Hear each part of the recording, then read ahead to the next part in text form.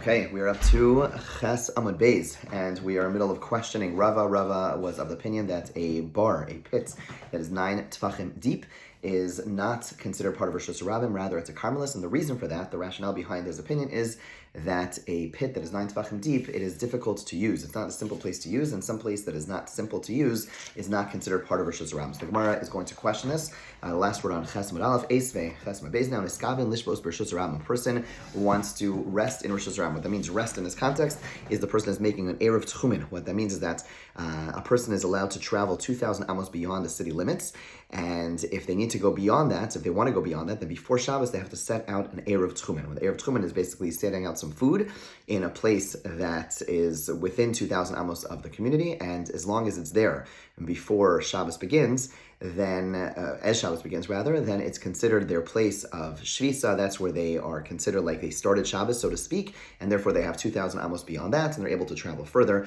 and that is the notion, that is the idea behind an Erev Tchumen. So a person wants to rest, they want to have their Shvisa, they want to be Kona Shvisa, they want to have a place where they're going to leave their food in the Rosh Hashanah. So what do? V'niach eruva bebar, and they leave their eruv, this Erev Tchumen, some food, bebar, in a pit, lemala me'asar tefachim, above 10 tefachim, the Brisa says, eruvo eruv. If it was done above 10 tefachim, then the eruv is a legitimate, a good, valid eruv. Lamata me'asar tefachim, if it is below 10 tefachim, ein eruvo eruv, the eruv is invalid.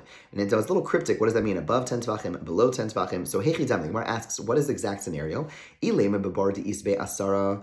If you want to tell me the pit is a pit that has at least 10 tefachim, ulamala, when it says above 10 tefachim, did alayva osve, that means that it was lifted above 10 tefachim, ulamata, did tatayva osve, that it was below that area. So mali lamata, if that's the case, whether it's above, below, if it's a 10 tefach pit, if it's a 10 tefach pit, then it doesn't matter if it's above 10 tefachim or below 10 tefachim. Hu b'makom echad, ve'eruva b'makom acher. The person is in one place, i.e. they're on Rosh Hashanah, and their eruv is in a pit that is 10 tefachim deep. A pit that's 10 tefachim deep, everyone would agree, is Rishus ha-yachid. You can't have an eruv. The whole idea of the eruv is that it's an area that it's food that you could access. And if you can't access that food, then it's not going to be a good eruv. So if it's the food's in Rosh Hashanah and the individual is going to be walking in Rosh Hashanah, then you can't access that food because you have to bring it out of Rosh Hashanah, and that certainly doesn't make sense. So it can't be that when the Brisa said above and below 10 tefachim, it's talking about a pit that's 10 tefachim.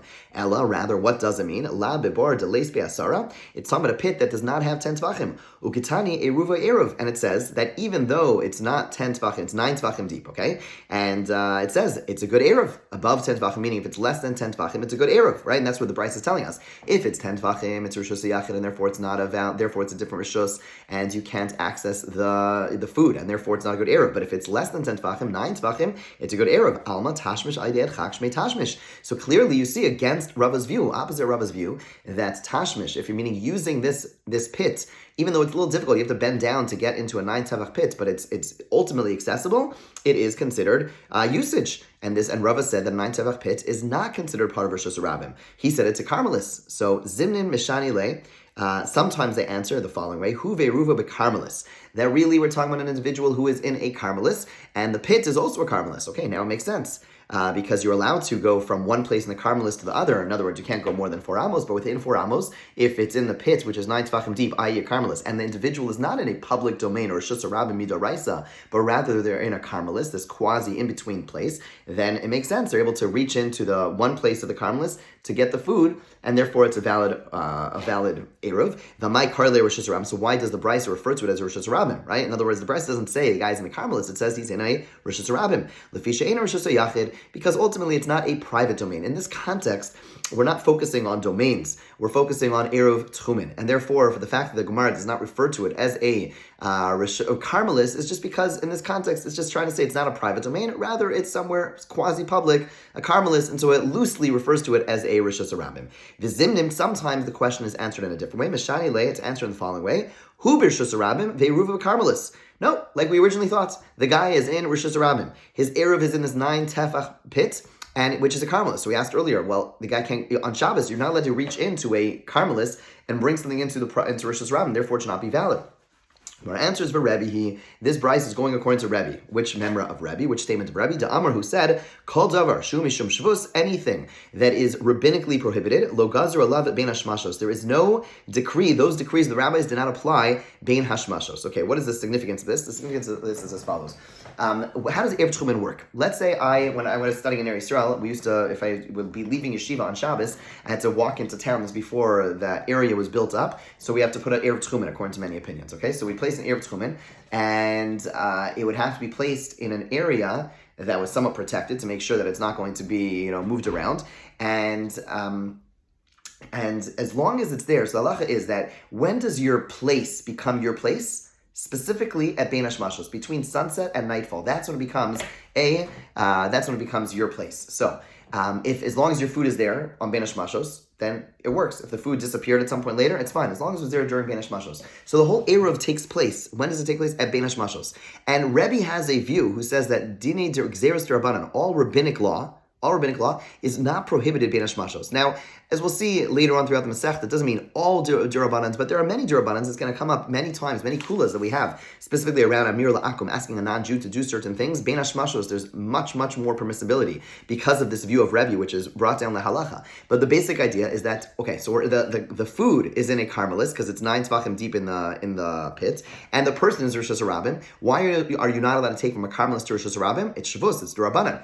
And since the Eruv Tchumen only kicks in at Bein Hashmashos, right? Therefore, Rebbe holds that at least this Shavuos, this Rabbanan, doesn't apply. And therefore, since Bein Hashmashos, the person was able to reach into the pit and pull out their food, Bein Hashmashos, therefore the Erev is valid. And that's why we answer the question according to Rebbe, that yes, it is a 9 tevach pit, and it is therefore a karmelis, and the person standing in Rosh Hashanah, but since the only time frame that matters is Bein Hashmashos, and at Bein Hashmashos, the Rabbanans don't apply, therefore it is good. And we've answered for Rava. So now Rava continues. Now he goes on the offense. He says, Don't think I'm just coming to kind of push you off. Ella dafka kamin alach. I'm telling you this because I really believe it. I'm going to prove it to you. Now we have the Mishnah. If there is a puddle of water, and people, the public domain, goes through this puddle. A person is standing in one part of Rosh Hashanah, and they throw into this puddle 4 amos away. It's 4 amos within Rosh Hashanah. You're chayiv, even though it's in a puddle. Okay. The kamahu kak mayim. What is called a puddle? Pachlos me'asar tvachim, anything less than 10 tvachim. Once it's 10 tvachim, that is no longer a puddle, it's going to have its own domain. But a puddle less than 10 tvachim, which is a pretty big puddle, by the way, that is going to be considered part of Rosh Hashanah. Then the Brisa continues, and as you'll see, almost basically repeats itself. Rekak mayim, if you have a puddle, Rosh Hashanah leches bo, that the public walks through, hazor l'socho dalad amos chayiv, if you throw something in it 4 amos away, you are chayiv. It literally just repeated itself. So the Gemara asks, Bishlam or kak trei zimni. I understand why the Brisa mentioned puddles twice.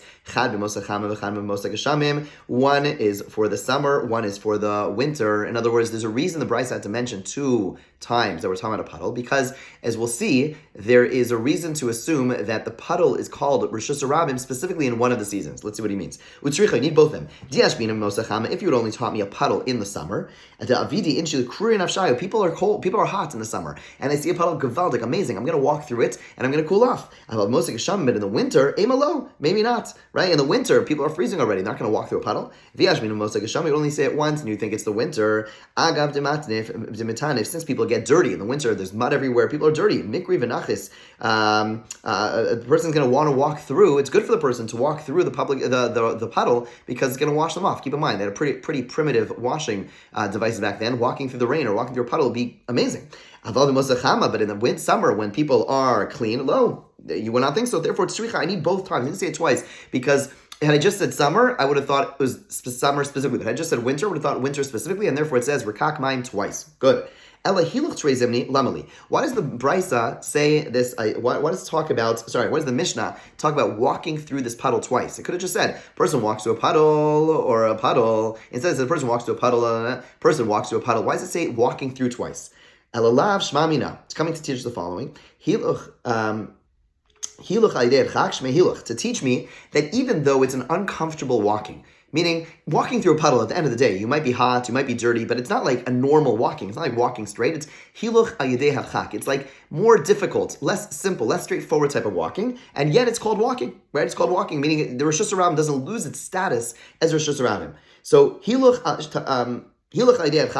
walking through difficulty, that's called walking. Tashmish aidei but usage of the 9 tefach place, meaning a similar depth of 9 tvachim. When it comes to walking, that difficult walking, it's still called walking. But tashmish aidei if it's something which is difficult to use that space, like, for example, a 9 tefach pit, Lo shmei tashmish. It is not considered a usable place, and therefore it's not part of Rishus Ram. So Rav over here is, again, inferring from the double usage of walking, teach me that there is a novelty here. It's coming to emphasize it specifically when it comes to a place which is difficult to walk through, it's still considered part of the public domain. But if it's difficult to use, like, for example, a 9 tefach pit, it's difficult, you have to bend down, get on your knees, etc. It's hard. Lav shmei tashmish, that's not considered usage, and therefore Rava proves from this Mishnah that a pit that's 9 tefachim is not considered Rishus Rabim. Okay, Rav Yehuda now says a halacha, which it's interesting, it doesn't really have anything to do with the halachos before, and the Rishonim try to understand why, something to think about.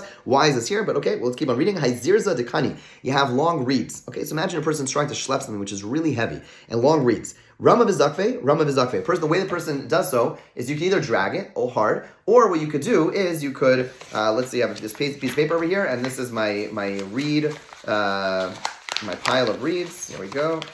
Hold on. My pile of reeds. Okay, so it's like, imagine it's on the floor. So what do? I lift up this part, and then I let it fall. And then I lift up the next part, and I let it fall. And I lift up the next part, and I let it fall, right? So basically what I'm doing is I never do a proper akira, right? In other words, when one part goes up, the other part's still touching the ground. So you never really do a full-fledged akira, and therefore, says Rav Yehuda, Lo mechayev, you're not chayev ad akarle until you fully pick it up. Now the Rishonim do point out that when I drag something, even though it never left the ground, but there since the whole thing moves at once, that is called an akira. So if I move something 4 amos by dragging it, that is called moving within 4 amos, and you would be chayev. Amar mar. One more return to an earlier brisa. Adam omed al skupa. Okay, so the brisa earlier told us a person stands on the stoop. Notam ba'alabayis v'nosin lo. Person takes from the homeowner, meaning this guy's on the stoop. We're going to define what type of stoop this is in a moment. But the brisa told us that the person is standing on a stoop. He's allowed to take things from the ba'alabayis. Ba'alabayis is the person who stands inside. V'nosin lo. He's able to get and give it to him. V'notam mi'ani. He's allowed to take from the poor person. V'nosin lo. And give to him. So he's able to pass things from the public domain back and forth and from the private domain back and forth. Hi skupa mai.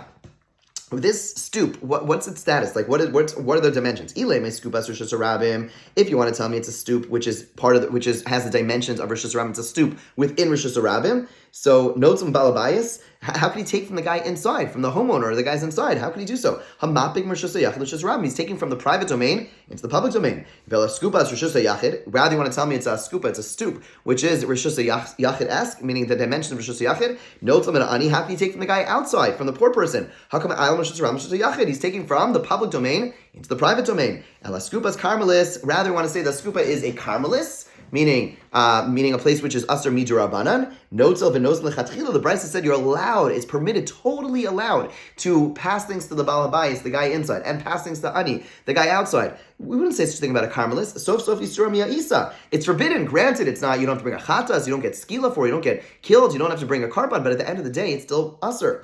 Ella askupa makom petur ba'almahu. Rather, the skupa, the stoop we're talking about over here, is a place which is a makom petur.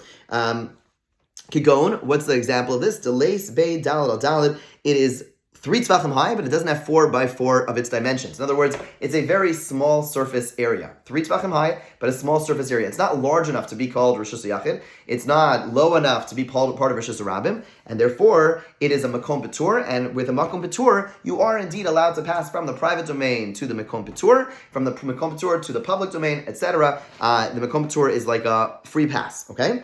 We have a memra from Rav Yochanan, a place, a surface area which doesn't have 4 by 4. The people of both the private domain and the public domain. Let's say you have this stoop which is in between the private domain and the public domain, right? So it's a makom petur. So that means people in the private domain are allowed to put their items on it and then take them back. The people in the public domain are allowed to put their items on it and put it back because it's a makom petur, literally exempt. You're fully exempt. However, the Brisa concludes by saying, or Rav Yochanan concludes with one caveat. He says, as long as they don't switch. In other words, the guy from the private domain should not put things on the stoop, and then the person in the public domain take it off of there. And we'll come back, we'll discuss that last line in the future, tomorrow. Okay, have a wonderful day. Shavua tov, good vach, all the best.